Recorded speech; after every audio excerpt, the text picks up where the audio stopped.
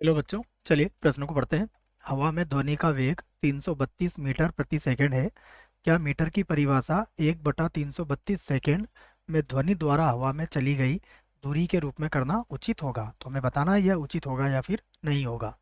प्रश्न को हल करने से पहले हम प्रश्न के लिए मुख्य अवधारणा लिख लेते हैं बच्चों। तो प्रश्न के लिए मुख्य अवधारणा मुख्य अवधारणा में हम एक सूत्र लिखेंगे जिसकी सहायता से हम इसको हल कर लेंगे।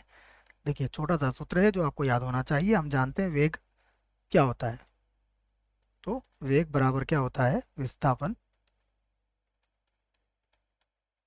विस्थापन और बटे में क्या आता है इसके? समय। इसी सूत्र को हम यहाँ पर प्रयोग में लेके आएंगे। देखिए, यहाँ से हम इस प्रश्न को हल करते हैं। क्या कहा गया हमें? देखिए, हमें कहा गया है हवा में ध्वनि का वेग। तो ध्वनि का वेग मैं लिख देता हूँ इस बात को। हवा में ध्वनि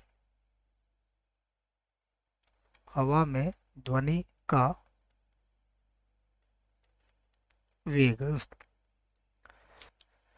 कितना दिया गया हमें? 332 मीटर प्रति सेकेंड। तो इसका अर्थ क्या हुआ? इससे क्या समझे हम? किसको हम इस प्रकार लिख सकते हैं कि 332 मीटर मीटर के विस्थापन का समय है ये। विस्थापन का समय बराबर कितना हो जाएगा? बराबर हो जाएगा 1 सेकेंड। ठीक है, विस्थापन का समय 1 सेकेंड। ये हो गया हमारे पास इसके हिसाब से। तो अब अगर हम 1 मीटर के विस्थापन का समय निकाले बच्चों तो निकाल सकते हैं हम। यहाँ लिख लेता हूँ मैं 1 मीटर के विस्थापन का समय। विस्थापन का समय देखिए ये कितना हो जाएगा? ये हो जाएगा 1/332 सेकेंड। ठीक है, ये हो गया हमारे पास। इसका अर्थ क्या हुआ? ये 1 मीटर के विस्थापन का समय है बच्चों। और हम इस बात को जानते हैं कि विस्थापन विस्थापन एक सदिश राशि है। सदिश राशि है। जबकि जबकि चाल जबकि चाल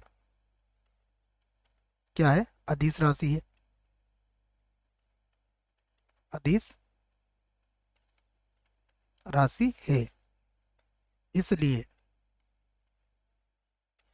इसलिए अब हम प्रश्न का जवाब दे सकते हैं। देखो, इसलिए हमारा जवाब क्या होगा कि इसलिए मीटर की परिभाषा इसलिए मीटर मीटर की परिभाषा परिभाषा 1/332 सेकेंड 1/332 सेकेंड में ध्वनि ध्वनि द्वारा हवा में चली गई दूरी